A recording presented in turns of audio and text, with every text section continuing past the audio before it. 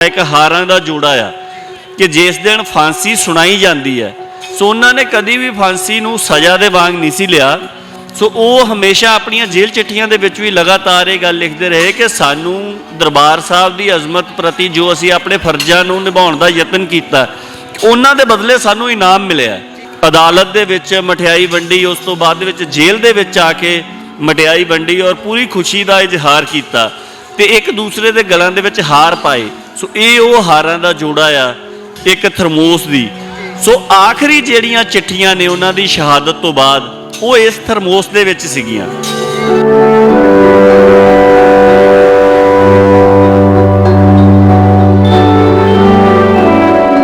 ते जज दे कहंदियां होया कि उहदे कोल कोई भी गवाह या सबूत इस तरह दे नहीं सीगे, पर उसके बावजूद उन्होंने आप ये गल कह के बड़ी दृढ़ता के नाल शहादत दी। बहुतात चिट्ठियां जिहड़ियां इस किताब दे विच ने वो पहली बार संगत के सन्मुख आ रही हैं। देखो तकरीबन 90 के करीब चिट्ठियां जिहड़ियां ने वो इहदे विच हन, जिन्हां दे विचों बहुतात चिट्ठियां जिहड़ियां ने वो नवीआं ने। जिहड़ियां चिट्ठियां पहलां किताबां दे विच छपियां होईयां सीगियां वो चिट्ठियां भी इहदे विच शामिल कीतियां गईयां। फिर एक डब्बा हैगा आ मर्तबान, जिहदे विच उन्हां ने उस समय बदाना बूंदी जिहड़ी है वो जेल दे विच तैयार करवा के ते एक दिन पहलां जिहड़ी शहादत तो मुलाकात हुई सी उस दिन परिवार नूं दित्ती। तो उन्होंने कहा भी जदों साडी शहीदी हुंदी है तुसीं जिन्हां नूं भी मिलना आ उन्हां दे नाल चढ़दी कला दे नाल मिलना ते उन्हां दा मूँह मिठा करवाउणा। सो परिवार दे वल्लों अज भी इस मर्तबान दे विच जिहड़ा मिठा आ वो पा के रखिया जांदा है। जदों उन्हां नूं सज़ा सुनाई जाती है, हालांकि वो सज़ा कदी नहीं सी कहिंदे, वो नाम कहिंदे सी। जदों उन्हां नूं फांसी का इनाम मिलदा आ उदों उन्होंने ये रुक्का जिहड़ा आ वो लिख के दिता सी। इहदे विच लिखिया होया कि फांसी का रस्सा सानू यारड़े दी गलवकड़ी वांग प्यारा है, पर जे साडे उत्ते जंगी कैदी होण दा इल्जाम है ਤਾਂ ਅਸੀਂ ਚਾਹਾਂਗੇ ਕਿ ਸਾਡੀਆਂ ਹਿੱਕਾਂ ਵਿਚਲੇ ਸੱਚ ਨੂੰ ਗੋਲੀਆਂ ਦੇ ਚੁੰਮਣ ਮਿਲਣ ਤਾਂ ਜੋ ਸਾਡੇ ਗਰਮ ਲਹੂ ਨਾਲ ਖਾਲਿਸਤਾਨ ਦੇ ਪਵਿੱਤਰ ਸਰਜ਼ਮੀਨ ਹੋਰ ਵੀ ਜਰਖੇਜ਼ ਹੋਵੇ। ਸੋ ਇਹ ਬੜੀ ਬੇਬਾਕੀ ਦੇ ਨਾਲ ਉਹ ਵਾਰ-ਵਾਰ ਇਹ ਗੱਲ ਕਹਿੰਦੇ ਰਹੇ ਕਿ ਸਾਨੂੰ ਤੁਸੀਂ ਚੌਰਾਹੇ ਦੇ ਵਿੱਚ ਫਾਂਸੀ ਲਾਓ ਤਾਂ ਕਿ ਦੁਨੀਆ ਦੇਖ ਸਕੇ ਕਿ ਸਿੱਖ ਕਿਸ ਤਰ੍ਹਾਂ ਹੱਸ ਕੇ ਆਪਣੇ ਜਿਹੜੇ ਇਨਾਮ ਨੇ ਆਪਣੇ ਦਰਬਾਰ ਸਾਹਿਬ ਦੀ ਅਜ਼ਮਤ ਦੇ ਪ੍ਰਤੀ ਫਰਜ਼ਾਂ ਦੀ ਪੂਰਤੀ ਦੇ ਜਿਹੜੇ ਇਨਾਮ ਹੈ ਜਾਂ ਫਾਂਸੀ ਦੇ ਰੱਸੇ ਕਿਸ ਤਰ੍ਹਾਂ ਹੱਸ ਕੇ ਉਹਨੂੰ ਪ੍ਰਵਾਨ ਕਰਦੇ ਆ। ਕਿ ਚਿੱਠੀਆਂ ਲਿਖੀਆਂ ਜਾਂਦੀਆਂ ਸੀ ਉਹਨਾਂ ਦੇ ਵਿੱਚ ਬਹੁਤ ਸਾਰੀਆਂ ਇਹੋ ਜਿਹੀਆਂ ਗੱਲਾਂ ਹੋਣਗੀਆਂ ਜਿਹੜੀਆਂ ਭਾਰਤੀ ਸਟੇਟ ਨੂੰ ਚੰਗੀਆਂ ਨਹੀਂ ਲੱਗਣੀਆਂ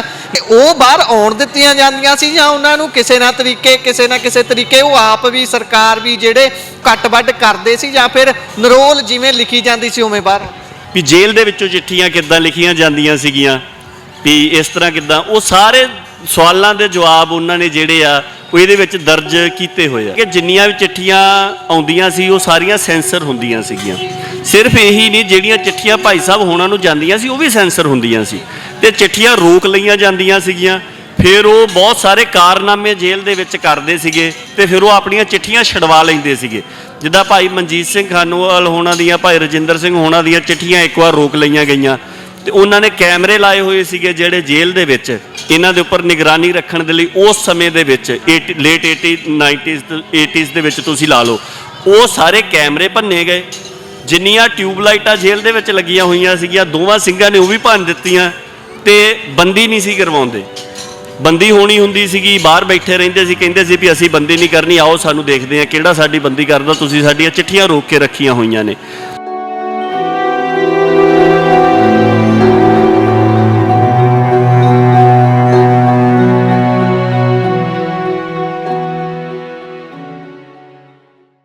ਸਤਿ ਸ਼੍ਰੀ ਅਕਾਲ, ਪੰਜਾਬੀ ਰੇਡੀਓ USA ਵੇਖ ਰਹੇ ਹੋ ਤੁਸੀਂ। ਇਸ ਸਮੇਂ ਸ਼ਹੀਦਾਂ ਦੀ ਧਰਤੀ ਫਤਿਹਗੜ੍ਹ ਸਾਹਿਬ ਮੌਜੂਦ ਹੈ। ਵੱਖ-ਵੱਖ ਤਰ੍ਹਾਂ ਦੀਆਂ ਤਸਵੀਰਾਂ ਦੀ ਤੁਹਾਡੇ ਨਾਲ ਸਾਂਝ ਪਾ ਰਹੇ ਹਾਂ। ਇਸ ਸਮੇਂ ਅਸੀਂ ਵਿਵੇਕਗੜ੍ਹ ਪ੍ਰਕਾਸ਼ਨ ਤੇ ਮੌਜੂਦ ਹੈ। ਸਾਡੇ ਨਾਲ ਭਾਈ ਪਰਮਜੀਤ ਸਿੰਘ ਗਾਜੀ ਮੌਜੂਦ ਨੇ। ਗੱਲਬਾਤ ਉਹਨਾਂ ਦੇ ਨਾਲ ਕਰਨੀ ਹੈ, ਪਰ ਗੱਲਬਾਤ ਹੋਰ ਵੀ ਖਾਸ ਹੋ ਜਾਂਦੀ ਹੈ ਜਦੋਂ ਸਾਡੇ ਸਿੱਖ ਇਤਿਹਾਸ ਦੇ ਯੋਧੇ ਉਹਨਾਂ ਦੇ ਬਾਰੇ ਗੱਲਬਾਤ ਕੀਤੀ ਜਾਂਦੀ ਹੈ। ਭਾਈ ਸੁੱਖਾ ਜੀ, ਭਾਈ ਜਿੰਦਾ ਜੀ, ਉਹਨਾਂ ਦੀਆਂ ਚਿੱਠੀਆਂ ਦੇ ਬਾਬਤ ਗੱਲਬਾਤ ਕਰਨੀ ਹੈ ਕਿਉਂਕਿ ਬਹੁਤ ਖਾਸ ਤੌਰ ਦੇ ਉੱਪਰ ਇੱਕ ਆਜ਼ਾਦਨਾਮਾ ਕਿਤਾਬ ਜਿਹੜੀ ਹੈ ਇਸ ਦਾ ਪ੍ਰਕਾਸ਼ਨ ਹੋਇਆ ਹੈ। ਇਸ ਦੇ ਬਾਬਤ ਜਾਣਕਾਰੀ ਲਵਾਂਗੇ ਭਾਈ ਸਾਹਿਬ ਤੋਂ। ਸਭ ਤੋਂ ਪਹਿਲਾਂ ਫਤਿਹ ਦੀ ਸਾਂਝ ਪਾਉਂਦੇ ਹਾਂ। ਵਾਹਿਗੁਰੂ ਜੀ ਕਾ ਖਾਲਸਾ। ਵਾਹਿਗੁਰੂ ਜੀ ਕਾ ਖਾਲਸਾ, ਵਾਹਿਗੁਰੂ ਜੀ ਕੀ ਫਤਿਹ ਜੀ। ਸੋ ਭਾਈ ਸਾਹਿਬ ਇਸ ਤੇ ਜਰਾ ਚਾਨਣਾ ਪਾਇਓ। ਆਜ਼ਾਦਨਾਮਾ, ਫਾਂਸੀ ਦੇ ਤਖਤੇ ਤੋਂ ਜੇਲ੍ਹ ਦੀਆਂ ਚਿੱਠੀਆਂ, ਇਸ ਦੇ ਵਿੱਚ ਕੀ ਕੁਝ ਹੈ? ਭਾਈ ਹੋਣਾ ਦੀਆਂ ਚਿੱਠੀਆਂ ਨੇ ਜਿਹੜੀਆਂ ਕਿਵੇਂ ਹੈ ਜਰਾ ਸਾਰੀ ਇੱਕ ਵਾਰੀ ਸ਼ੋਅ ਦਿਓ ਉਹਨੂੰ। ਦੇਖੋ ਭਾਈ ਹਰਜਿੰਦਰ ਸਿੰਘ ਜਿੰਦਾ, ਭਾਈ ਸੁਖਦੇਵ ਸਿੰਘ ਸੁੱਖਾ ਉਹਨਾਂ ਦੀ ਸ਼ਹਾਦਤ ਜਿਸ ਦ੍ਰਿੜਤਾ ਦੇ ਨਾਲ ਉਹਨਾਂ ਨੇ ਵੈਦਿਆ ਕੇਸ ਜਿਹੜਾ ਸੀਗਾ ਉਹਦੇ ਵਿੱਚ ਇਕਬਾਲ ਕਰਕੇ ਔਰ ਕਹਿ ਕੇ ਕਿ ਦਰਬਾਰ ਸਾਹਿਬ ਦੀ ਅਜ਼ਮਤ ਦੀ ਬਹਾਲੀ ਦੇ ਵਾਸਤੇ ਅਸੀਂ ਜੋ ਇਸ ਦੁਸ਼ਟ ਦੇ ਵੱਲੋਂ ਕਾਰਾ ਕੀਤਾ ਗਿਆ ਸੀਗਾ, ਸੋ ਖਾਲਸਾਈ ਰਵਾਇਤਾਂ ਦੇ ਅਨੁਸਾਰ ਉਹ ਇਨਸਾਫ ਜਿਹੜਾ ਉਹਦੇ ਨਾਲ ਕੀਤਾ। ਤੇ ਜੱਜ ਦੇ ਕਹਿੰਦਿਆਂ ਹੋਇਆਂ ਕਿ ਉਹਦੇ ਕੋਲ ਕੋਈ ਵੀ ਗਵਾਹ ਜਾਂ ਸਬੂਤ ਇਸ ਤਰ੍ਹਾਂ ਦੇ ਨਹੀਂ ਸੀਗੇ, ਪਰ ਉਹਦੇ ਬਾਵਜੂਦ ਉਹਨਾਂ ਨੇ ਆਪ ਇਹ ਗੱਲ ਕਹਿ ਕੇ ਬੜੀ ਦ੍ਰਿੜਤਾ ਦੇ ਨਾਲ ਸ਼ਹਾਦਤ ਦਿੱਤੀ। ਸੋ ਉਸ ਸਮੇਂ ਦੇ ਦੌਰਾਨ ਜਦੋਂ ਮੁਕੱਦਮਾ ਚੱਲਦਾ ਸੀ, ਉਹ ਜੇਲ੍ਹ ਦੇ ਵਿੱਚ ਰਹੇ ਜਾਂ ਜਦੋਂ ਫਾਂਸੀ ਦਾ ਐਲਾਨ ਵੀ ਹੋ ਗਿਆ ਉਸ ਤੋਂ ਬਾਅਦ, ਤਾਂ ਉਹ ਲਗਾਤਾਰ ਜੇਲ੍ਹ ਦੇ ਵਿੱਚੋਂ ਚਿੱਠੀਆਂ ਜਿਹੜੀਆਂ ਨੇ ਉਹ ਵੱਖ-ਵੱਖ ਸੱਜਣਾਂ ਨੂੰ, ਆਪਣੇ ਪਰਿਵਾਰ ਨੂੰ ਜਾਂ ਹੋਰ ਵੀ ਸੁਨੇਹੀਆਂ ਨੂੰ ਦੇਸ਼ਾਂ ਦੇ ਵਿੱਚ ਵਿਦੇਸ਼ਾਂ ਦੇ ਵਿੱਚ ਲਿਖਦੇ ਰਹੇ ਆ।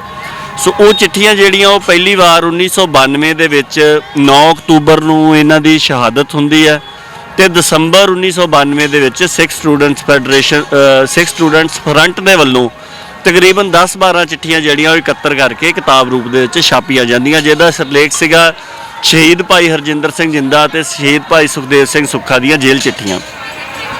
ਉਸ ਤੋਂ ਬਾਅਦ ਦੇ ਵਿੱਚ ਭਾਈ ਜਿੰਦੇ ਸੁੱਖੇ ਦੀਆਂ ਜੇਲ੍ਹ ਚਿੱਠੀਆਂ ਤਹਿਤ ਇੱਕ ਹੋਰ ਕਿਤਾਬ ਵੀ ਮਿਲਦੀ ਹੈ, ਜਿਹਦੇ ਵਿੱਚ ਤਕਰੀਬਨ 14-15 ਚਿੱਠੀਆਂ ਜਿਹੜੀਆਂ ਨੇ ਉਹ ਮਿਲਦੀਆਂ ਨੇ। ਸੋ ਪਿਛਲੇ ਸਮੇਂ ਦੇ ਦੌਰਾਨ ਕੁਝ ਸ਼ਖਸੀਅਤਾਂ ਦੀ ਪ੍ਰੇਰਨਾ ਦੇ ਸਦਕਾ, ਭਾਈ ਦਲਜੀਤ ਸਿੰਘ ਬਿੱਟੂ ਹੋਣਾ ਦੀ ਪ੍ਰੇਰਨਾ ਦੇ ਸਦਕਾ ਇਹ ਫੁਰਨਾ ਮਹਾਰਾਜ ਦੇ ਵੱਲੋਂ ਮਨ ਦੇ ਵਿੱਚ ਆਇਆ ਕਿ ਇਹ ਚਿੱਠੀਆਂ ਜਿਹੜੀਆਂ ਹੈ ਨੇ ਇਕੱਤਰਿਤ ਕੀਤੀਆਂ ਜਾਣੀਆਂ ਚਾਹੀਦੀਆਂ। ਸੋ ਉਹਨਾਂ ਦੇ ਪਰਿਵਾਰ ਦੇ ਕੋਲੋਂ ਜਿਹੜੇ ਉਹਨਾਂ ਦੇ ਸਨੇਹੀ ਸੀਗੇ ਉਹਨਾਂ ਦੇ ਵੱਲੋਂ ਚਿੱਠੀਆਂ ਇਕੱਤਰਿਤ ਕੀਤੀਆਂ ਗਈਆਂ ਔਰ ਬਹੁਤਾਤ ਚਿੱਠੀਆਂ ਜਿਹੜੀਆਂ ਇਸ ਕਿਤਾਬ ਦੇ ਵਿੱਚ ਨੇ ਉਹ ਪਹਿਲੀ ਵਾਰ ਸੰਗਤ ਦੇ ਸਨਮੁਖ ਆ ਰਹੀਆਂ। ਕਿੰਨੀ ਹੈ ਗਿਣਤੀ ਜੀ? ਦੇਖੋ ਤਕਰੀਬਨ 90 ਦੇ ਕਰੀਬ ਚਿੱਠੀਆਂ ਜਿਹੜੀਆਂ ਨੇ ਉਹ ਇਹਦੇ ਵਿੱਚ ਹਨ, ਜਿਨ੍ਹਾਂ ਦੇ ਵਿੱਚੋਂ ਬਹੁਤਾਤ ਚਿੱਠੀਆਂ ਜਿਹੜੀਆਂ ਨੇ ਉਹ ਨਵੀਆਂ ਨੇ। ਜਿਹੜੀਆਂ ਚਿੱਠੀਆਂ ਪਹਿਲਾਂ ਕਿਤਾਬਾਂ ਦੇ ਵਿੱਚ ਛਪੀਆਂ ਹੋਈਆਂ ਸੀਗੀਆਂ ਉਹ ਚਿੱਠੀਆਂ ਵੀ ਇਹਦੇ ਵਿੱਚ ਸ਼ਾਮਲ ਕੀਤੀਆਂ ਗਈਆਂ। ਫਿਰ ਉਸ ਤੋਂ ਇਲਾਵਾ ਜਿਹੜੀਆਂ ਉਹਨਾਂ ਦੀਆਂ ਜੇਲ੍ਹ ਦੇ ਵਿੱਚੋਂ ਕੁਝ ਨਿਸ਼ਾਨੀਆਂ ਸੀਗੀਆਂ, ਜਿਸ ਤਰ੍ਹਾਂ ਜੇਲ੍ਹ ਦੇ ਵਿੱਚੋਂ ਜਿਹੜੇ ਬਰਤਨ ਵਰਤਦੇ ਸੀਗੇ ਜਾਂ ਜੋ ਵੀ ਸਾਜੋ ਸਮਾਨ ਸੀ ਜਾਂ ਉਹ ਕਲਮ ਦਵਾਤ ਜਿਹਦੇ ਨਾਲ ਉਹ ਚਿੱਠੀਆਂ ਲਿਖਦੇ ਸੀਗੇ, ਜਾਂ ਵੱਖ-ਵੱਖ ਸਮੇਂ ਦੇ ਉੱਪਰ ਉਹਨਾਂ ਦੇ ਵੱਲੋਂ ਜਿਹੜੀਆਂ ਚੀਜ਼ਾਂ ਦੂਜੀਆਂ ਸ਼ਖਸੀਅਤਾਂ ਨੂੰ ਭੇਟ ਕੀਤੀਆਂ ਗਈਆਂ, ਸੋ ਉਹਨਾਂ ਸਾਰੀਆਂ ਜਿਹੜੀਆਂ ਵੀ ਯਾਦ ਨਿਸ਼ਾਨੀਆਂ ਸੀਗੀਆਂ ਉਹਨਾਂ ਦੀਆਂ ਤਸਵੀਰਾਂ ਜਿਹੜੀਆਂ ਨੇ ਉਹ ਵੀ ਇਸ ਕਿਤਾਬ ਦੇ ਵਿੱਚ ਸ਼ਾਮਲ ਕੀਤੀਆਂ ਗਈਆਂ। ਜਿਸ ਤਰ੍ਹਾਂ ਇੱਕ ਹਾਰਾਂ ਦਾ ਜੋੜਾ ਆ ਕਿ ਜਿਸ ਦਿਨ ਫਾਂਸੀ ਸੁਣਾਈ ਜਾਂਦੀ ਹੈ, ਸੋ ਉਹਨਾਂ ਨੇ ਕਦੀ ਵੀ ਫਾਂਸੀ ਨੂੰ ਸਜ਼ਾ ਦੇ ਵਾਂਗ ਨਹੀਂ ਸੀ ਲਿਆ। ਸੋ ਉਹ ਹਮੇਸ਼ਾ ਆਪਣੀਆਂ ਜੇਲ੍ਹ ਚਿੱਠੀਆਂ ਦੇ ਵਿੱਚ ਵੀ ਲਗਾਤਾਰ ਇਹ ਗੱਲ ਲਿਖਦੇ ਰਹੇ ਕਿ ਸਾਨੂੰ ਦਰਬਾਰ ਸਾਹਿਬ ਦੀ ਅਜ਼ਮਤ ਪ੍ਰਤੀ ਜੋ ਅਸੀਂ ਆਪਣੇ ਫਰਜ਼ਾਂ ਨੂੰ ਨਿਭਾਉਣ ਦਾ ਯਤਨ ਕੀਤਾ, ਉਹਨਾਂ ਦੇ ਬਦਲੇ ਸਾਨੂੰ ਇਨਾਮ ਮਿਲਿਆ। ਉਹਨਾਂ ਨੇ ਜੈਕਾਰੇ ਛੱਡੇ, ਅਦਾਲਤ ਦੇ ਵਿੱਚ ਮਠਿਆਈ ਵੰਡੀ, ਉਸ ਤੋਂ ਬਾਅਦ ਦੇ ਵਿੱਚ ਜੇਲ੍ਹ ਦੇ ਵਿੱਚ ਆ ਕੇ ਮਠਿਆਈ ਵੰਡੀ ਔਰ ਪੂਰੀ ਖੁਸ਼ੀ ਦਾ ਇਜ਼ਹਾਰ ਕੀਤਾ ਤੇ ਇੱਕ ਦੂਸਰੇ ਦੇ ਗਲਾਂ ਦੇ ਵਿੱਚ ਹਾਰ ਪਾਏ। ਸੋ ਇਹ ਉਹ ਹਾਰਾਂ ਦਾ ਜੋੜਾ ਆ ਜਿਹੜਾ ਉਹਨਾਂ ਨੇ ਪਾਇਆ, ਜਿਹੜਾ ਕਿ ਬਾਅਦ ਦੇ ਵਿੱਚ ਜੇਲ੍ਹ ਪ੍ਰਸ਼ਾਸਨ ਦੇ ਵੱਲੋਂ ਜਦੋਂ ਉਹਨਾਂ ਦੀ ਸ਼ਹੀਦੀ ਹੋ ਗਈ 9 ਅਕਤੂਬਰ ਨੂੰ, ਤਾਂ ਉਸ ਤੋਂ ਬਾਅਦ ਦੇ ਵਿੱਚ ਅਗਲੇ ਦਿਨ ਉਹਨਾਂ ਨੇ ਸਾਰਾ ਸਮਾਨ ਜਿਹੜਾ ਸੀਗਾ ਉਹਨਾਂ ਦੇ ਪਰਿਵਾਰ ਦੇ ਸਪੁਰਦ ਕੀਤਾ ਸੀ ਔਰ ਪਰਿਵਾਰ ਦੇ ਵੱਲੋਂ ਸਾਜੋ ਸਮਾਨ ਜਿੰਨਾ ਵੀ ਸੀਗਾ, ਜਿੰਨੀਆਂ ਵੀ ਯਾਦ ਨਿਸ਼ਾਨੀਆਂ ਸ਼ਹੀਦਾਂ ਦੀਆਂ ਸੀਗੀਆਂ, ਉਹ ਸਾਰੀਆਂ ਹੀ ਸਾਂਭ ਕੇ ਰੱਖੀਆਂ ਹੋਈਆਂ। ਜਿਸ ਤਰ੍ਹਾਂ ਇਹਦੇ ਵਿੱਚ ਇੱਕ ਤਸਵੀਰ ਹੈ ਇੱਕ ਥਰਮੋਸ ਦੀ। ਸੋ ਆਖਰੀ ਜਿਹੜੀਆਂ ਚਿੱਠੀਆਂ ਨੇ ਉਹਨਾਂ ਦੀ ਸ਼ਹਾਦਤ ਤੋਂ ਬਾਅਦ ਉਹ ਇਸ ਥਰਮੋਸ ਦੇ ਵਿੱਚ ਸੀਗੀਆਂ। ਸੋ ਭੈਣ ਜੀ ਉਹਨਾਂ ਨੇ ਦੱਸਿਆ ਕਿ ਕੁਝ ਇੱਕ ਜਿਹੜੀਆਂ ਚਿੱਠੀਆਂ ਸੀਗੀਆਂ ਉਹ ਉਹਨਾਂ ਨੇ ਇਸ ਥਰਮੋਸ ਦਾ ਢੱਕਣ ਖੋਲ ਕੇ ਉਹਦੇ ਵਿੱਚ ਪਾਈਆਂ ਹੋਈਆਂ ਸੀਗੀਆਂ। ਸੋ ਜਦੋਂ ਥਰਮੋਸ ਮਿਲੀ ਉਹਨਾਂ ਨੇ ਸਮਾਨ ਖੋਲ੍ਹਿਆ ਤੇ ਉਹਦੇ ਵਿੱਚੋਂ ਉਹ ਥਰਮੋਸ ਜਿਹੜੀ ਸੀ ਮਿਲੀ। ਫਿਰ ਇਹ ਇੱਕ ਡੱਬਾ ਹੈਗਾ ਆ ਮਰਤਬਾਨ, ਜਿਹਦੇ ਵਿੱਚ ਉਹਨਾਂ ਨੇ ਉਸ ਸਮੇਂ ਬਦਾਨਾ ਬੂੰਦੀ ਜਿਹੜੀ ਆ ਉਹ ਜੇਲ੍ਹ ਦੇ ਵਿੱਚ ਤਿਆਰ ਕਰਵਾ ਕੇ ਤੇ ਇੱਕ ਦਿਨ ਪਹਿਲਾਂ ਜਿਹੜੀ ਸ਼ਹਾਦਤ ਤੋਂ ਮੁਲਾਕਾਤ ਹੋਈ ਸੀ ਉਸ ਦਿਨ ਪਰਿਵਾਰ ਨੂੰ ਦਿੱਤੀ ਤੇ ਉਹਨਾਂ ਨੇ ਕਿਹਾ ਵੀ ਜਦੋਂ ਸਾਡੀ ਸ਼ਹੀਦੀ ਹੁੰਦੀ ਹੈ ਤੁਸੀਂ ਜਿਨ੍ਹਾਂ ਨੂੰ ਵੀ ਮਿਲਣਾ ਆ ਉਹਨਾਂ ਦੇ ਨਾਲ ਚੜ੍ਹਦੀ ਕਲਾ ਦੇ ਨਾਲ ਮਿਲਣਾ ਤੇ ਉਹਨਾਂ ਦਾ ਮੂੰਹ ਮਿੱਠਾ ਕਰਵਾਉਣਾ। ਸੋ ਪਰਿਵਾਰ ਦੇ ਵੱਲੋਂ ਅੱਜ ਵੀ ਇਸ ਮਰਤਬਾਨ ਦੇ ਵਿੱਚ ਜਿਹੜਾ ਮਿੱਠਾ ਆ ਉਹ ਪਾ ਕੇ ਰੱਖਿਆ ਜਾਂਦਾ। ਜਿਹੜੇ ਵੀ ਘਰੇ ਜਾਂਦੇ ਨੇ ਇਹਨਾਂ ਯਾਦ ਨਿਸ਼ਾਨੀਆਂ ਦੇ ਦਰਸ਼ਨ ਕਰਦੇ ਆ, ਸੋ ਉਹਨਾਂ ਨੂੰ ਉਹਨਾਂ ਦਾ ਜਿਹੜਾ ਮੂੰਹ ਮਿੱਠਾ ਉਹ ਕਰਵਾਉਂਦੇ ਨੇ। ਸੋ ਇਸ ਤਰੀਕੇ ਦੇ ਨਾਲ ਇਹਦੇ ਵਿੱਚ ਅਸੀਂ ਇਹ ਯਤਨ ਕੀਤਾ ਕਿ ਜਿੰਨੀਆਂ ਵੀ ਭਾਈ ਸੁਖਦੇਵ ਸਿੰਘ ਸੁੱਖਾ, ਹਰਜਿੰਦਰ ਸਿੰਘ ਜਿੰਦਾ ਦੀਆਂ ਯਾਦ ਨਿਸ਼ਾਨੀਆਂ ਨੇ ਤੇ ਜਿਹੜੀਆਂ ਜੇਲ੍ਹ ਚਿੱਠੀਆਂ ਨੇ ਉਹ ਇਕੱਤਰ ਕੀਤੀਆਂ ਜਾਣ।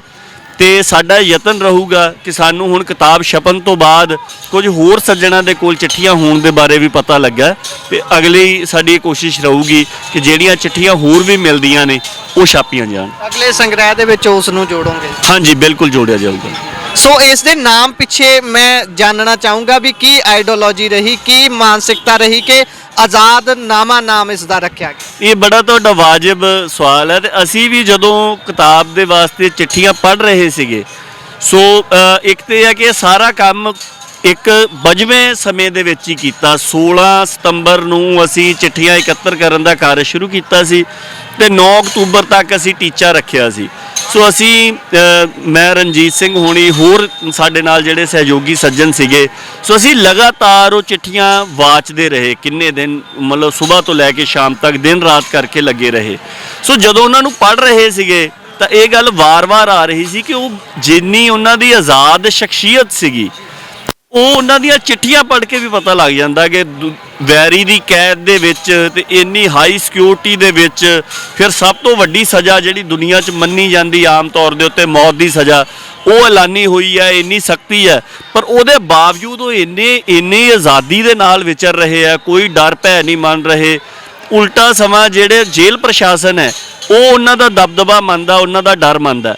ਸੋ ਉਹਨਾਂ ਦੀ ਜੋ ਇੱਕ ਆਜ਼ਾਦ ਸ਼ਖਸੀਅਤ ਦੇ ਝਲਕਾਰੇ ਸਾਨੂੰ ਮਿਲੇ ਜਿਹੜੇ ਕਿ ਇਹਨਾਂ ਚਿੱਠੀਆਂ ਦੇ ਰਾਹੀਂ ਮਿਲਦੇ ਆ, ਇਸ ਕਰਕੇ ਇਹਦਾ ਨਾਮ ਜਿਹੜਾ ਆ ਉਹ ਅਸੀਂ ਆਜ਼ਾਦਨਾਮਾ ਰੱਖਣਾ ਹੀ ਦਰੁਸਤ ਸਮਝਿਆ।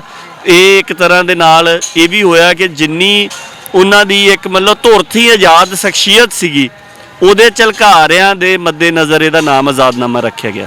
ਜਿਲਦ ਦੇ ਆਖਰੀ ਬੰਨੇ ਜਦੋਂ ਦੂਜੇ ਬੰਨੇ ਵੇਖਦੇ ਆ ਇਹ ਕੀ ਚੀਜ਼ ਹੈ, ਇਹਦੇ ਤੇ ਜਰਾ ਚਾਨਣਾ ਪਾਓ।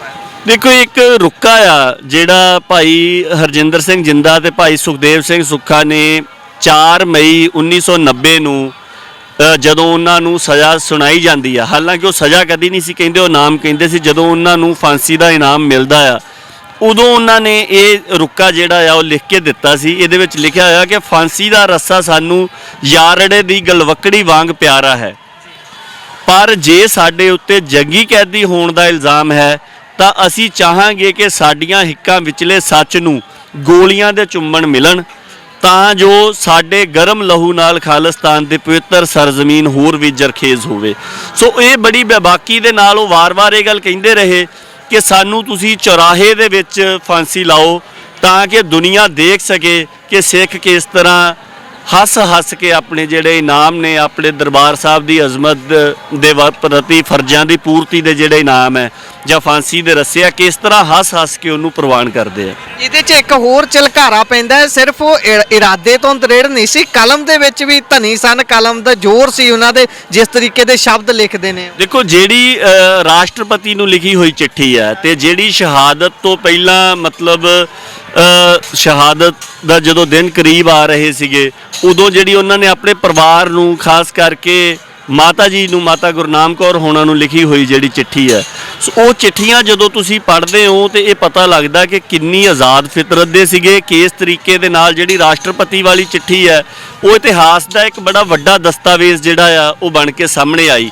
ਇਸੇ ਤਰ੍ਹਾਂ ਜਿਹੜੀ ਮਾਤਾ ਜੀ ਹੋਣਾ ਨੂੰ ਚਿੱਠੀ ਲਿਖੀ ਹੈ ਉਹਦੇ ਵਿੱਚ ਜਿੰਨੀ ਸਪਸ਼ਟਤਾ ਦੇ ਨਾਲ ਉਹ ਆਜ਼ਾਦੀ ਦੇ ਬਾਰੇ ਦੇ ਵਿੱਚ, ਖਾਲਿਸਤਾਨ ਦੇ ਬਾਰੇ ਦੇ ਵਿੱਚ, ਗੁਰਮਤ ਦੇ ਬਾਰੇ ਦੇ ਵਿੱਚ, ਸੰਘਰਸ਼ ਦੇ ਬਾਰੇ ਦੇ ਵਿੱਚ, ਗੁਰਬਾਣੀ ਦੇ ਨਾਲ ਜੋ ਪ੍ਰੇਮ ਆ ਉਹਦੇ ਬਾਰੇ ਦੇ ਵਿੱਚ, ਔਰ ਕਿੰਨੀ ਪ੍ਰੇਰਨਾ ਕਰਦੇ ਨੇ ਜਿਨ੍ਹਾਂ ਦੇ ਨਾਲ ਵੀ ਜਿਸ ਤਰ੍ਹਾਂ ਜੰਮੂ ਵਾਲੀਆਂ ਬੀਬੀਆਂ ਦਾ ਉਹਨਾਂ ਦੇ ਚਿੱਠੀਆਂ ਦੇ ਰਾਹੀਂ ਰਾਬਤਾ ਸੀਗਾ ਸੋ ਉਹਨਾਂ ਨੂੰ ਲਗਾਤਾਰ ਪ੍ਰੇਰਨਾ ਕਰਦੇ ਆ ਤੇ ਉਹਨਾਂ ਨੂੰ ਦੱਸਦੇ ਆ ਕਿ ਇਸ ਤਰੀਕੇ ਦੇ ਨਾਲ ਗੁਰਬਾਣੀ ਪੜ੍ਹੀ। ਫਿਰ ਗੁਰਬਾਣੀ ਜਿਹੜੀ ਆ ਉਹ ਬਹੁਤ ਜ਼ਿਆਦਾ ਉਹਦਾ ਪਾਠ ਕਰਦੇ ਸੀਗੇ ਸੋ ਉਹ ਵੇਰਵੇ ਜਿਹੜੇ ਆ ਜਦੋਂ ਜ਼ਿਆਦਾ, ਕਿਉਂਕਿ ਜਿਹੜੇ ਚਿੱਠੀਆਂ ਜੇਲ੍ਹ ਦੇ ਵਿੱਚ ਵੀ ਇਹਨਾਂ ਨੂੰ ਜਾਂਦੀਆਂ ਸੀਗੀਆਂ ਸੋ ਉਹਨਾਂ ਤੋਂ ਸਵਾਲ ਪੁੱਛਦੇ ਸੀਗੇ ਕਿ ਤੁਸੀਂ ਦੱਸੋ। ਇੱਕ ਗੱਲ ਬੜੀ ਮਤਲਬ ਇਹ ਸਮਝਣ ਦੇ ਵਿੱਚ ਆਉਂਦੀ ਹੈ, ਜਿਸ ਤਰ੍ਹਾਂ ਹੁਣ ਭਾਈ ਦਲਜੀਤ ਸਿੰਘ ਹੋਣੀ ਜਿਹੜੇ ਭਾਈ ਹਰਜਿੰਦਰ ਸਿੰਘ ਜਿੰਦਾ, ਸੁਖਦੇਵ ਸਿੰਘ ਸੁੱਖਾ ਦੇ ਕਰੀਬੀ ਸਾਥੀ, ਇਕੱਠੇ ਜਥੇ ਦੇ ਵਿੱਚ ਉਸ ਸਮੇਂ ਵਿਚਰਦੇ ਰਹੇ, ਸਾਰੇ ਕਾਰਜਾਂ ਦੇ ਵਿੱਚ ਸੀਗੇ।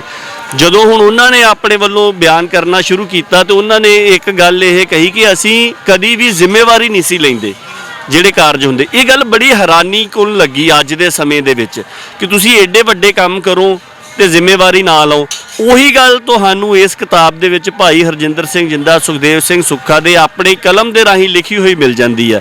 ਉਹ ਕਹਿੰਦੇ ਕਿ ਅਸੀਂ ਕਿਸੇ ਜਥੇਬੰਦੀ ਦੇ ਵਿੱਚ ਨਹੀਂ ਸੀ ਵਿਚਰਦੇ, ਅਸੀਂ ਸੇਵਾ ਕਰਦੇ ਸੀ, ਅਸੀਂ ਕਦੀ ਵੀ ਜਿਹੜੇ ਕਾਰਨਾਮੇ ਹੋਏ ਉਹਨਾਂ ਦੀ ਕਦੀ ਜ਼ਿੰਮੇਵਾਰੀ ਨਹੀਂ ਲਈ। ਸਾਨੂੰ ਆਪਣੇ ਬਾਰੇ ਦੱਸਣਾ ਬਹੁਤ ਮੁਸ਼ਕਲ ਲੱਗਦਾ। ਉਹ ਸਾਥੀ ਸਿੰਘਾਂ ਦੀ ਗੱਲ ਕਰਦੇ ਨੇ, ਦੂਸਰਿਆਂ ਦੀ ਗੱਲ ਕਰਦੇ ਆ, ਸਾਰਿਆਂ ਦੀਆਂ ਸਿਫਤਾਂ ਕਰਦੇ ਆ, ਪਰ ਆਪਣੇ ਬਾਰੇ ਬਹੁਤ ਘੱਟ ਗੱਲ ਕਰਦੇ ਆ। ਭਾਈ ਰਜਿੰਦਰ ਸਿੰਘ ਮੁਗਲਵਾਲ ਤੇ ਭਾਈ ਮਨਜੀਤ ਸਿੰਘ ਖਾਨੋਵਾਲ ਜਿਹੜੇ ਉਸ ਸਮੇਂ ਇੰਗਲੈਂਡ ਦੀ ਜੇਲ੍ਹ ਦੇ ਵਿੱਚ ਸੀਗੇ। ਸੋ ਉਹਨਾਂ ਨੇ ਵਾਰ-ਵਾਰ ਕਿਹਾ, ਹੋਰ ਬਹੁਤ ਸੱਜਣਾ ਨੇ ਕਿਹਾ, ਜਿਹਦੇ ਵਿੱਚੋਂ ਫਿਰ ਭਾਈ ਸੁਖਦੇਵ ਸਿੰਘ ਸੁੱਖਾ, ਹਰਜਿੰਦਰ ਸਿੰਘ ਜਿੰਦਾ ਹੋਣਾ ਨੇ ਜਿਹੜੀ ਜਨਰਲ ਵੈਦਿਆ ਨੂੰ ਸੋਧਣ ਦੀ ਸਾਰੀ ਸਾਖੀ ਹੈਗੀ ਆ ਉਹ ਆਪ ਲਿਖ ਕੇ ਚਿੱਠੀ ਦੇ ਰੂਪ ਦੇ ਵਿੱਚ ਭੇਜੀ। ਸੋ ਭਾਈ ਮਨਜੀਤ ਸਿੰਘ ਖਾਨੋਵਾਲ ਹੋਣਾ ਨੇ ਉਹ ਮੁਹੱਈਆ ਕਰਵਾਈ, ਉਹ ਵੀ ਇਸ ਕਿਤਾਬ ਦੇ ਵਿੱਚ ਦਰਜ ਆ, ਜਿਹਦੇ ਵਿੱਚ ਉਹ ਦੱਸਦੇ ਆ ਕਿ ਜਨਰਲ ਵੈਦਿਆ ਵਾਲਾ ਸਾਰਾ ਜਿਹੜਾ ਸੌਦਾ ਲੱਗਿਆ ਸੀ ਉਹ ਕਿਸ ਤਰੀਕੇ ਦੇ ਨਾਲ ਲੱਗਿਆ। ਸੋ ਉਹ ਜਦੋਂ ਇਹਨੂੰ ਪੜ੍ਹਦੇ ਆ ਪਤਾ ਲੱਗਦਾ ਕਿ ਜਿਸ ਤਰ੍ਹਾਂ ਤੁਸੀਂ ਕਿਹਾ ਉਹ ਬਿਲਕੁਲ ਦਰੁਸਤ ਗੱਲ ਹੈ ਕਿ ਇਕੱਲੇ ਦ੍ਰਿੜ ਇਰਾਦੇ ਦੇ ਨਹੀਂ ਸੀਗੇ, ਇਕੱਲੇ ਸ਼ਸਤਰਾਂ ਦੇ ਧਨੀ ਨਹੀਂ ਸੀਗੇ, ਉਹਨਾਂ ਨੂੰ ਇਹ ਵੀ ਪਤਾ ਸੀਗਾ ਕਿ ਕਲਮ ਨੂੰ ਵੀ ਮਤਲਬ ਅੱਜ ਦੇ ਸਮੇਂ ਦੇ ਵਿੱਚ ਸ਼ਸਤਰ ਵਾਂਗ ਕਿਵੇਂ ਇਸਤੇਮਾਲ ਕਰਨਾ। ਇਹ ਸਾਨੂੰ ਸਾਡੇ ਗੁਰੂ ਸਾਹਿਬਾਨ ਤੋਂ ਜਦੋਂ ਦਸਮ ਪਿਤਾ ਲਿਖਦੇ ਨੇ ਜ਼ਫਰਨਾਮਾ, ਉਹ ਤੋਂ ਵੀ ਸਾਨੂੰ ਪ੍ਰੇਰਣਾ ਮਿਲਦੀ ਹੈ। ਕਿੱਡਾ ਵੱਡਾ ਦਸਤਾਵੇਜ਼ ਹੋਇਆ, ਕਿੱਡੀ ਵੱਡੀ ਗੁਰਬਾਣੀ ਹੈ ਉਹ ਜਿਹੜੀ ਗੁਰੂ ਸਾਹਿਬ ਨੇ ਲਿਖੀ, ਉਹ ਤੋਂ ਵੀ ਤਾਂ ਸਾਨੂੰ ਪ੍ਰੇਰਣਾ ਮਿਲਦੀ ਹੈ ਨਾ। ਫਿਰ ਉਹਨਾਂ ਦੇ ਹੀ ਪੁੱਤਰ ਅੱਗੇ ਕਿਉਂ ਨਾ ਉਸ ਲੀਹ ਤੇ ਤੁਰਨਗੇ। ਬਿਲਕੁਲ ਬਿਲਕੁਲ ਦਰੁਸਤ ਗੱਲ ਹੈ ਤੁਹਾਡੀ। ਔਰ ਜਦੋਂ ਪਾਠਕ ਇਹਨਾਂ ਕਿਤਾਬਾਂ ਨੂੰ ਪੜ੍ਹਨਗੇ, ਜਿਹੜੇ ਕੁਝ ਮਨਾਂ ਦੇ ਵਿੱਚ ਸਵਾਲ ਹੋਣਗੇ, ਕੁਝ ਦਾ ਅਸੀਂ ਭੂਮਿਕਾ ਦੇ ਵਿੱਚ ਜ਼ਿਕਰ ਵੀ ਕੀਤਾ ਵੀ ਜੇਲ੍ਹ ਦੇ ਵਿੱਚੋਂ ਚਿੱਠੀਆਂ ਕਿੱਦਾਂ ਲਿਖੀਆਂ ਜਾਂਦੀਆਂ ਸੀਗੀਆਂ, ਵੀ ਇਸ ਤਰ੍ਹਾਂ ਕਿੱਦਾਂ, ਉਹ ਸਾਰੇ ਸਵਾਲਾਂ ਦੇ ਜਵਾਬ ਉਹਨਾਂ ਨੇ ਜਿਹੜੇ ਆ ਉਹ ਇਹਦੇ ਵਿੱਚ ਦਰਜ ਕੀਤੇ ਹੋਏ ਆ। ਇੱਕ ਇੱਥੇ ਹੀ ਸਵਾਲ ਹੁਣ ਜੇਲ੍ਹ 'ਚੋਂ ਚਿੱਠੀਆਂ ਲਿਖਦੇ ਮੇਰੇ ਮਨ 'ਚ ਉਪਜਿਆ ਕਿ ਚਿੱਠੀਆਂ ਲਿਖੀਆਂ ਜਾਂਦੀਆਂ ਸੀ, ਉਹਨਾਂ ਦੇ ਵਿੱਚ ਬਹੁਤ ਸਾਰੀਆਂ ਇਹੋ ਜਿਹੀਆਂ ਗੱਲਾਂ ਹੋਣਗੀਆਂ ਜਿਹੜੀਆਂ ਭਾਰਤੀ ਸਟੇਟ ਨੂੰ ਚੰਗੀਆਂ ਨਹੀਂ ਲੱਗਣੀਆਂ, ਜਾਂ ਫਿਰ ਉਹਨਾਂ ਦੇ ਲਈ ਉਹ ਖਤਰਾ ਵੀ ਹੋ ਸਕਦੀਆਂ, ਉਹ ਮੰਨ ਸਕਦੇ ਨੇ, ਜਿਵੇਂ ਮੰਨਦੇ ਵੀ ਨੇ ਅੱਜ ਦੇ ਸਮੇਂ 'ਚ, ਤੇ ਉਹ ਬਾਹਰ ਆਉਣ ਦਿੱਤੀਆਂ ਜਾਂਦੀਆਂ ਸੀ, ਜਾਂ ਉਹਨਾਂ ਨੂੰ ਕਿਸੇ ਨਾ ਕਿਸੇ ਤਰੀਕੇ ਉਹ ਆਪ ਵੀ ਸਰਕਾਰ ਵੀ ਜਿਹੜੇ ਅੱਗੇ ਚਿੱਠੀ ਪਹੁੰਚਾਉਂਦੇ ਸੀ ਉਹ ਕੱਟ ਵੱਢ ਕਰਦੇ ਸੀ, ਜਾਂ ਫਿਰ ਨਰੋਲ ਜਿਵੇਂ ਲਿਖੀ ਜਾਂਦੀ ਸੀ ਉਵੇਂ ਬਾਹਰ? ਦੇਖੋ ਇਹਦੇ ਵਿੱਚ ਵਿਸਤਾਰ ਜਿਹੜਾ ਆ ਉਹ ਤਾਂ ਜੋ ਭਾਈ ਸਾਹਿਬ ਉਹਨਾਂ ਨੇ ਆਪ ਬਿਆਨ ਕੀਤਾ ਆ ਉਹ ਕਿਤਾਬ ਪੜ੍ਹ ਕੇ ਆਪਣੇ ਜਿੰਨੇ ਵੀ ਸਰੋਤੇ ਦਰਸ਼ਕ ਸੁਣ ਰਹੇ ਆ ਸਾਰਿਆਂ ਨੂੰ ਉਹ ਮਿਲ ਜਾਊਗਾ। ਮੈਂ ਸੰਖੇਪ ਦੇ ਵਿੱਚ ਦੱਸ ਦਿੰਦਾ। ਇੱਕ ਤਾਂ ਇਹ ਹੈ ਕਿ ਜਿੰਨੀਆਂ ਵੀ ਚਿੱਠੀਆਂ ਆਉਂਦੀਆਂ ਸੀ ਉਹ ਸਾਰੀਆਂ ਸੈਂਸਰ ਹੁੰਦੀਆਂ ਸੀਗੀਆਂ। ਸਿਰਫ ਇਹੀ ਨਹੀਂ, ਜਿਹੜੀਆਂ ਚਿੱਠੀਆਂ ਭਾਈ ਸਾਹਿਬ ਹੋਣਾ ਨੂੰ ਜਾਂਦੀਆਂ ਸੀ ਉਹ ਵੀ ਸੈਂਸਰ ਹੁੰਦੀਆਂ ਸੀ, ਤੇ ਚਿੱਠੀਆਂ ਰੋਕ ਲਈਆਂ ਜਾਂਦੀਆਂ ਸੀਗੀਆਂ। ਫਿਰ ਉਹ ਬਹੁਤ ਸਾਰੇ ਕਾਰਨਾਮੇ ਜੇਲ੍ਹ ਦੇ ਵਿੱਚ ਕਰਦੇ ਸੀਗੇ ਤੇ ਫਿਰ ਉਹ ਆਪਣੀਆਂ ਚਿੱਠੀਆਂ ਛਡਵਾ ਲੈਂਦੇ ਸੀਗੇ। ਜਿੱਦਾਂ ਭਾਈ ਮਨਜੀਤ ਸਿੰਘ ਖਾਨੋਵਾਲ ਹੋਣਾ ਦੀਆਂ, ਭਾਈ ਰਜਿੰਦਰ ਸਿੰਘ ਹੋਣਾ ਦੀਆਂ ਚਿੱਠੀਆਂ ਇੱਕ ਵਾਰ ਰੋਕ ਲਈਆਂ ਗਈਆਂ ਤੇ ਉਹਨਾਂ ਨੇ ਕੈਮਰੇ ਲਾਏ ਹੋਏ ਸੀਗੇ ਜਿਹੜੇ ਜੇਲ੍ਹ ਦੇ ਵਿੱਚ ਇਹਨਾਂ ਦੇ ਉੱਪਰ ਨਿਗਰਾਨੀ ਰੱਖਣ ਦੇ ਲਈ। ਉਸ ਸਮੇਂ ਦੇ ਵਿੱਚ ਲੇਟ 80s ਦੇ ਵਿੱਚ ਤੁਸੀਂ ਲਾ ਲਓ, ਉਹ ਸਾਰੇ ਕੈਮਰੇ ਭੰਨੇ ਗਏ। ਜਿੰਨੀਆਂ ਟਿਊਬਲਾਈਟਾਂ ਜੇਲ੍ਹ ਦੇ ਵਿੱਚ ਲੱਗੀਆਂ ਹੋਈਆਂ ਸੀਗੀਆਂ ਦੋਵਾਂ ਸਿੰਘਾਂ ਨੇ ਉਹ ਵੀ ਭੰਨ ਦਿੱਤੀਆਂ, ਤੇ ਬੰਦੀ ਨਹੀਂ ਸੀ ਕਰਵਾਉਂਦੇ। ਬੰਦੀ ਹੋਣੀ ਹੁੰਦੀ ਸੀਗੀ, ਬਾਹਰ ਬੈਠੇ ਰਹਿੰਦੇ ਸੀ, ਕਹਿੰਦੇ ਸੀ ਵੀ ਅਸੀਂ ਬੰਦੀ ਨਹੀਂ ਕਰਨੀ, ਆਓ ਸਾਨੂੰ ਦੇਖਦੇ ਆ ਕਿਹੜਾ ਸਾਡੀ ਬੰਦੀ ਕਰਦਾ, ਤੁਸੀਂ ਸਾਡੀਆਂ ਚਿੱਠੀਆਂ ਰੋਕ ਕੇ ਰੱਖੀਆਂ ਹੋਈਆਂ ਨੇ। ਫਿਰ ਰਹਿਮਦਿਲੀ ਇੰਨੀ ਸੀਗੀ ਜਾਂ ਮਨ ਇੰਨੀ ਛੇਤੀ ਮਤਲਬ ਉਹ ਕਹਿ ਲਓ ਕਿ ਦਇਆ ਭਾਵ ਦੇ ਵਿੱਚ ਵੀ ਆਉਂਦਾ ਸੀ। ਉਹਨਾਂ ਨੂੰ ਇਸ ਗੱਲ ਦਾ ਜਦੋਂ ਪਤਾ ਲੱਗਾ ਵੀ ਸਾਡੇ ਬੰਦੀ ਨਾ ਕਰਵਾਉਣ ਕਰਕੇ ਕੁਝ ਸਿਪਾਹੀ ਜਿਹੜੇ ਸੀ ਉਹ ਭੁੱਖੇ ਰਹਿ ਗਏ, ਕਿਉਂਕਿ ਉਹਨਾਂ ਨੂੰ ਮਤਲਬ ਉਹ ਜਿਹੜੇ ਢਾਬੇ ਤੋਂ ਰੋਟੀ ਖਾਂਦੇ ਸੀਗੇ, ਲੇਟ ਬੰਦੀ ਕਰਵਾਉਣ ਕਰਕੇ ਉਹਨਾਂ ਦੀ ਡਿਊਟੀ ਨਹੀਂ ਬਦਲੀ ਤੇ ਉਹਨਾਂ ਨੂੰ ਮਤਲਬ ਉਹ ਰੋਟੀ ਨਹੀਂ ਮਿਲੀ। ਫਿਰ ਇਸ ਗੱਲ ਦਾ ਵੀ ਉਹ ਜ਼ਿਕਰ ਕਰਦੇ ਵੀ ਸਾਨੂੰ ਬਹੁਤ ਉਹਨਾਂ ਦੇ ਉੱਪਰ ਤਰਸ ਆਇਆ, ਇਸ ਗੱਲ ਤੇ ਅਫਸੋਸ ਹੋਇਆ, ਪਰ ਉਹ ਕਹਿੰਦੇ ਵੀ ਇਹਨਾਂ ਨੇ ਸਾਨੂੰ ਮਜਬੂਰ ਕੀਤਾ ਇਸ ਗੱਲ ਦੇ ਉੱਪਰ। ਤੇ ਫਿਰ ਉਹ ਚਿੱਠੀਆਂ ਜਿਹੜੀਆਂ ਸੀਗੀਆਂ ਉਹਨਾਂ ਦੀਆਂ ਛਡਵਾਈਆਂ। ਮੁੜ ਕੇ ਫਿਰ ਸੁਪਰੀਡੈਂਟ ਆਪ ਆ ਕੇ ਜਿਹੜਾ ਆ ਉਹ ਚਿੱਠੀਆਂ ਦੇ ਕੇ ਗਿਆ। ਇੱਕ ਗੱਲ ਹੋਰ ਵੀ ਹੈਗੀ ਕਿ ਉਹ ਗੁਪਤ ਤਰੀਕੇ ਦੇ ਨਾਲ ਵੀ ਚਿੱਠੀਆਂ ਜਿਹੜੀਆਂ ਨੇ ਮੁਲਾਕਾਤੀਆਂ ਦੇ ਰਾਹੀਂ ਉਹ ਵੀ ਦਿੰਦੇ ਰਹੇ। ਫਿਰ ਜੇਲ੍ਹ ਪ੍ਰਸ਼ਾਸਨ ਨੂੰ ਪਤਾ ਲੱਗ ਗਿਆ ਵੀ ਇਹ ਮੁਲਾਕਾਤੀਆਂ ਦੇ ਰਾਹੀਂ ਜਿਹੜੇ ਗੁਪਤ ਸੁਨੇਹੇ ਨੇ ਉਹ ਭੇਜਦੇ ਨੇ। ਉਹਨਾਂ ਨੇ ਫਿਰ ਜਾਲੀ ਲਾ ਦਿੱਤੀ। ਫਿਰ ਉਹ ਜਾਲੀ ਦੇ ਹਟਵਾਉਣ ਵਾਸਤੇ ਵੀ ਸੰਘਰਸ਼ ਹੋਇਆ। ਸੋ ਸਿਰਫ ਇਹੀ ਨਹੀਂ, ਜੇਲ੍ਹ ਜੀਵਨ ਦੇ ਵਿੱਚ ਵੀ ਜੋ ਵਾਪਰਿਆ। ਫਿਰ ਇੱਕ ਇਹਦੇ ਵਿੱਚ ਜਿਹੜੀ ਚਿੱਠੀ ਆ ਉਹ ਜਿਹੜੀ ਉਹਨਾਂ ਨੇ ਜੁਝਾਰੂਆਂ ਦੇ ਨਾਮ ਚਿੱਠੀ ਲਿਖੀ ਸੀਗੀ ਉਹ ਇਹਦੇ ਵਿੱਚ ਦਰਜ ਹੈ। ਫਿਰ ਇੱਕ ਜੁਝਾਰੂਆਂ ਦੇ ਵੱਲੋਂ ਚਿੱਠੀ ਜਿਹੜੀ ਆ ਉਹ ਭਾਈ ਜਿੰਦੇ ਸੁੱਖੇ ਦੇ ਨਾਮ ਦੇ ਉੱਪਰ ਲਿਖੀ ਗਈ ਸੀ, ਜਿਹਦੇ 'ਚ ਭਾਈ ਗੁਰਜੰਟ ਸਿੰਘ ਬੁੱਧ ਸਿੰਘ ਵਾਲਾ ਤੇ ਭਾਈ ਦਲਜੀਤ ਸਿੰਘ ਬਿੱਟੂ, ਭਾਈ ਗੁਰਸ਼ਰਨ ਸਿੰਘ ਗਾਮਾ ਹੋਣਾ ਦੇ ਵੱਲੋਂ ਚਿੱਠੀ ਲਿਖੀ ਗਈ ਸੀ। ਉਹ ਚਿੱਠੀ ਵੀ ਸਾਨੂੰ ਜਿਹੜੇ ਭਾਈ ਜਿੰਦੇ ਸੁੱਖੇ ਦੇ ਕਰੀਬੀ ਸਾਥੀ ਸੀਗੇ ਭਾਈ ਨਿਰਮਲ ਸਿੰਘ ਨਿੰਮਾ, ਜਿਹੜੇ ਉਦੋਂ ਯੇਰਵੜਾ ਜੇਲ੍ਹ ਪੂਨੇ ਦੇ ਵਿੱਚ ਹੀ ਕੈਦ ਸੀਗੇ, ਸੋ ਉਹਨਾਂ ਦੇ ਕੋਲੋਂ ਜਿਹੜੇ ਦਸਤਾਵੇਜ਼ ਮਿਲੇ ਉਹਨਾਂ ਦੇ ਵਿੱਚ ਉਹ ਚਿੱਠੀ ਵੀ ਮਿਲੀ। ਸੋ ਉਹ ਵੀ ਇਹਦੇ ਵਿੱਚ ਜਿਹੜੀ ਆ ਉਹ ਸ਼ਾਮਿਲ ਕੀਤੀ ਹੋਈ ਹੈ। ਮੰਨ ਸਕਦੇ ਆ ਹੁਣ ਕਿ ਚਿੱਠੀਆਂ ਦਾ ਸੰਪੂਰਨ ਸੰਗ੍ਰਹਿ ਜਿਹੜੀਆਂ ਤੁਹਾਨੂੰ ਬਾਅਦ 'ਚ ਚਿੱਠੀਆਂ ਮਿਲੀਆਂ ਨੇ ਉਹਦੇ ਨਾਲ ਹੋਰ ਸੰਪੂਰਨ ਕਰ ਦਿਓ? ਨਹੀਂ, ਇਹ ਸੰਪੂਰਨ ਨਹੀਂ ਅਜੇ ਕਿਹਾ ਜਾ ਸਕਦਾ, ਕਿਉਂਕਿ ਸਾਡੀ ਜਾਣਕਾਰੀ ਮੁਤਾਬਕ ਅਜੇ ਕਾਫੀ ਦਸਤਾਵੇਜ਼ ਜਿਹੜੇ ਆ ਉਹ ਹੈਗੇ ਆ। ਤੇ ਕਿੰਨੀਆਂ ਨੇ? ਡਬਲ ਹੋ ਜਾਣਗੇ? ਨਹੀਂ, ਹੋਣੀਆਂ ਚਾਹੀਦੀਆਂ ਨੇ, ਕਿਉਂਕਿ ਜਿਹੜੀਆਂ ਭਾਈ ਰਜਿੰਦਰ ਸਿੰਘ ਤੇ ਭਾਈ ਮਨਜੀਤ ਸਿੰਘ ਹੋਣਾ ਦੇ ਕੋਲ ਨੇ ਉਹਨਾਂ ਦੇ ਨਾਲ ਚਿੱਠੀਆਂ ਦੇ ਵਿੱਚ ਆਦਾਨ ਪ੍ਰਦਾਨ ਹੁੰਦਾ ਸੀਗਾ। ਫਿਰ ਕਾਫੀ ਸਾਰੀਆਂ ਜਿਹੜੀਆਂ ਚਿੱਠੀਆਂ ਸੀ ਉਹ ਸਮੇਂ ਦੇ ਨਾਲ ਜਾਂਦੀਆਂ ਵੀ ਰਹੀਆਂ। ਜਿਸ ਤਰ੍ਹਾਂ ਭਾਈ ਰਣਜੀਤ ਸਿੰਘ ਕੁੱਕੀ ਤੇ ਭਾਈ ਸੁਖਵਿੰਦਰ ਸਿੰਘ ਸੁੱਖੀ ਜਿਹੜੇ ਉਦੋਂ ਅਮਰੀਕਾ ਦੀ ਜੇਲ੍ਹ ਦੇ ਵਿੱਚ ਸੀਗੇ, ਉਹਨਾਂ ਨੂੰ ਵੀ 10 ਦੇ ਕਰੀਬ ਚਿੱਠੀਆਂ ਜਿਹੜੀਆਂ ਉਹ ਮਿਲੀਆਂ ਸੀ, ਪਰ ਉਹ ਬਹੁਤ ਹਾਈ ਸਿਕਿਉਰਿਟੀ ਜੇਲ੍ਹ ਸੀਗੀ ਅਮਰੀਕਾ ਦੀ। ਉਹਦੇ ਵਿੱਚੋਂ ਉਹਨਾਂ ਨੇ ਚਿੱਠੀਆਂ ਬਾਹਰ ਨਹੀਂ ਸੀ ਲਿਆਉਣ ਦਿੱਤੀਆਂ। ਸੋ ਉਹ ਚਿੱਠੀਆਂ ਆਪਾਂ ਕਹੀਏ ਵੀ ਜਾਂਦੀਆਂ ਰਹੀਆਂ। ਜਾਂ ਹਾਂਜੀ, ਇਸੇ ਤਰ੍ਹਾਂ ਭਾਈ ਸੁਰਜੀਤ ਸਿੰਘ ਪੈਂਟਾ ਹੋਣਾ ਦੇ ਧਰਮ ਸੁਪਤਨੀ ਬੀਬੀ ਪਰਮਜੀਤ ਕੌਰ, ਉਹਨਾਂ ਦੇ ਕੋਲ ਵੀ ਚਿੱਠੀਆਂ ਸੀਗੀਆਂ ਭਾਈ ਜਿੰਦੇ ਸੁੱਖੇ ਦੀਆਂ, ਪਰ ਉਹ ਕੋਈ ਸਮਾਂ ਇਸ ਤਰ੍ਹਾਂ ਦਾ ਬਣਿਆ ਕਿ ਉਹ ਅੱਜ ਦੁਨੀਆ ਦੇ ਵਿੱਚ ਨਹੀਂ ਹੈਗੇ, ਉਹ ਚਿੱਠੀਆਂ ਵੀ ਨਹੀਂ ਹੈਗੀਆਂ। ਪਰ ਕਾਫੀ ਸਾਰੀਆਂ ਚਿੱਠੀਆਂ, ਜਿੱਦਾਂ ਡਾਕਟਰ ਸੋਹਣ ਸਿੰਘ ਹੋਣਾ ਦੇ ਨੂੰਹ ਨੇ ਬੀਬੀ ਅੰਮ੍ਰਿਤ ਕੌਰ ਬੋਪਰ ਆਏ ਅਮਰੀਕਾ ਤੋਂ, ਸੋ ਉਹਨਾਂ ਦੇ ਕੋਲ ਚਿੱਠੀਆਂ ਹੈਗੀਆਂ ਨੇ। ਸੋ ਉਹ ਸਾਡੀ ਇਹ ਕੋਸ਼ਿਸ਼ ਹੈਗੀ ਆ ਕਿ ਆਉਂਦੇ ਸਮੇਂ ਦੇ ਵਿੱਚ ਉਹ ਸਾਰੀਆਂ ਚਿੱਠੀਆਂ ਵੀ ਇਕੱਤਰ ਕਰਕੇ ਉਹਨਾਂ ਦੇ ਵਿੱਚੋਂ ਜਿਹੜਾ ਮਸੌਦਾ ਸੰਗਤਾਂ ਦੇ ਸਨਮੁਖ ਰੱਖਣ ਵਾਲਾ ਹੈ, ਕਿਉਂਕਿ ਬਹੁਤ ਸਾਰੀਆਂ ਕਈ ਨਿੱਜੀ ਗੱਲਾਂ ਹੁੰਦੀਆਂ ਸੀਗੀਆਂ, ਨਿੱਜੀ ਸਵਾਲ ਜਵਾਬ ਹੁੰਦੇ ਸੀ। ਸੋ ਜਿਹੜੀ ਸੰਗਤ ਦੇ ਸਨਮੁਖ ਰੱਖਣ ਯੋਗ ਹਿੱਸੇ ਹੈਗੇ ਨੇ ਉਹ ਜ਼ਰੂਰ ਰੱਖੇ ਜਾਣਗੇ। ਸੋ ਸਾਰੇ ਸਰੋਤਿਆਂ ਨੂੰ, ਸਾਰੀ ਸੰਗਤ ਨੂੰ ਬੇਨਤੀ ਹੈ, ਇਹ ਕਿਤਾਬ ਨੂੰ ਇੱਕ ਵਾਰ ਜ਼ਰੂਰ ਪੜ੍ਹਿਆ ਜਾਵੇ, ਕਿਉਂਕਿ ਸਾਡੇ ਜਿਹੜੇ ਯੋਧੇ ਹੋਏ ਨੇ ਉਹਨਾਂ ਨੇ ਕਿਹੋ ਜਿਹੀਆਂ ਜਿਹੜੇ ਪੈੜਾਂ ਪਾਈਆਂ ਨੇ ਜਿਨ੍ਹਾਂ ਤੇ ਅਸੀਂ ਚੱਲਣਾ ਹੈ, ਕਿਹੋ ਜਿਹੀਆਂ ਗੱਲਾਂ ਸਾਨੂੰ ਉਹਨਾਂ ਤੋਂ ਸਿੱਖਣੀਆਂ ਚਾਹੀਦੀਆਂ ਨੇ, ਉਹ ਸਾਰੀਆਂ ਚਿੱਠੀਆਂ ਦੇ ਰੂਪ ਦੇ ਵਿੱਚ ਇਸ ਆਜ਼ਾਦਨਾਮਾ ਕਿਤਾਬ ਦੇ ਵਿੱਚ ਦਰਜ ਨੇ। ਇਹ ਆਪਣੇ ਆਪ ਦੇ ਵਿੱਚ ਇੱਕ ਕਹਿ ਲਓ ਵੀ ਨੌਲੇਜ ਭਰਪੂਰ ਦਸਤਾਵੇਜ਼ ਹੈ, ਜਿਹਨੂੰ ਪੜ੍ਹ ਕੇ ਤੁਸੀਂ ਬਹੁਤ ਕੁਝ ਸਿੱਖੋਗੇ। ਸਿੱਖ ਇਤਿਹਾਸ ਦੇ ਬਾਬਤ ਤੁਸੀਂ ਜਾਣੂ ਹੋਵੋਗੇ, ਤੁਹਾਡੇ ਅੰਦਰ ਵੀ ਜਿਹੜੀ ਚਿੰਨ੍ਹ ਹੈ ਉਹ ਹੋਰ ਵੱਡੀ ਹੋਊਗੀ। ਸੋ ਗਾਜ਼ੀ ਸਾਹਿਬ ਤੋਂ ਆਪਾਂ ਅਲਵਿਦਾ ਲੈਂਦੇ ਹਾਂ। ਇਸੇ ਦੇ ਨਾਲ ਗਾਜ਼ੀ ਸਾਹਿਬ, ਅੰਤ ਦੇ ਵਿੱਚ ਤੁਸੀਂ ਜੋ ਕੁਝ ਜੋੜਨਾ ਚਾਹੁੰਦੇ ਹੋਵੋ, ਕੋਈ ਗੱਲ ਕਰਨੀ ਚਾਹੁੰਦੇ ਹੋਵੋ ਸੰਗਤ ਦੇ? ਦੇਖੋ, ਸਾਰਿਆਂ ਦੇ ਚਰਨਾਂ ਦੇ ਵਿੱਚ ਇਹੀ ਬੇਨਤੀ ਹੈਗੀ ਹੈ ਕਿ ਜੋ ਵੀ ਸਾਡਾ ਸੰਘਰਸ਼ ਹੋਇਆ ਉਹਦੇ ਬਾਰੇ ਦੇ ਵਿੱਚ ਜਿਹੜੀ ਪ੍ਰੇਰਨਾਦਾਇਕ ਜਾਣਕਾਰੀ ਹੈ ਉਹ ਸਾਨੂੰ ਜ਼ਰੂਰ ਇੱਕ ਦੂਸਰੇ ਦੇ ਨਾਲ ਸਾਂਝੀ ਕਰਨੀ ਚਾਹੀਦੀ। ਤੇ ਜਿੰਨੇ ਵੀ ਨੌਜਵਾਨ ਵੀਰ ਭੈਣਾਂ ਸੁਣ ਰਹੇ ਹੋਣ, ਆਪਾਂ ਆਪਣਾ ਫਰਜ਼ ਸਮਝੀਏ ਕਿ ਸਾਡੇ ਪੁਰਖਿਆਂ ਨੇ ਜੋ ਹੰਢਾਇਆ ਉਹਨਾਂ ਦਾ ਤਜਰਬਾ ਅਸੀਂ ਜ਼ਰੂਰ ਦੁਨੀਆ ਦੇ ਸਾਹਮਣੇ ਰੱਖਣ ਦੇ ਵਾਸਤੇ, ਆਪਣੀਆਂ ਅਗਲੀਆਂ ਪੀੜ੍ਹੀਆਂ ਦੇ ਵਾਸਤੇ ਸਾਂਭਣ ਦਾ ਯਤਨ ਕਰੀਏ। ਜੀ, ਬਹੁਤ ਬਹੁਤ ਧੰਨਵਾਦ। ਵਾਹਿਗੁਰੂ ਜੀ ਕਾ ਖਾਲਸਾ, ਵਾਹਿਗੁਰੂ ਜੀ ਕਾ ਖਾਲਸਾ, ਵਾਹਿਗੁਰੂ ਜੀ ਕੀ ਫਤਿਹ। ਸੋ ਇਹ ਸਨ ਸਾਡੇ ਨਾਲ ਭਾਈ ਪਰਮਜੀਤ ਸਿੰਘ ਗਾਜੀ ਜੀ, ਜਿਨ੍ਹਾਂ ਨੇ ਕਿਤਾਬ ਤੇ ਆਜ਼ਾਦਨਾਮਾ ਕਿਤਾਬ ਤੇ ਚਾਨਣਾ ਪਾਇਆ ਤੇ ਦੱਸਿਆ ਕਿ ਕੀ ਕੁਝ ਉਸ ਦਾ ਵਿੱਚ ਦਸਤਾਵੇਜ਼ੀ ਰੂਪ ਦੇ ਵਿੱਚ ਉਹਨਾਂ ਨੇ ਸਾਂਭਿਆ ਹੈ, ਪਰੋਸਿਆ ਹੈ। ਉਹ ਸਾਰਿਆਂ ਦੇ ਲਈ ਇਹ ਕਿਤਾਬ ਹਾਜ਼ਰ ਹੈ। ਤੁਸੀਂ ਇਸ ਕਿਤਾਬ ਨੂੰ ਪੜ੍ਹ ਸਕਦੇ ਹੋ। ਜੁੜੇ ਰਹੋ ਪੰਜਾਬੀ ਰੇਡੀਓ USA ਦੇ ਨਾਲ। ਧੰਨਵਾਦ, ਸਤਿ ਸ਼੍ਰੀ ਅਕਾਲ।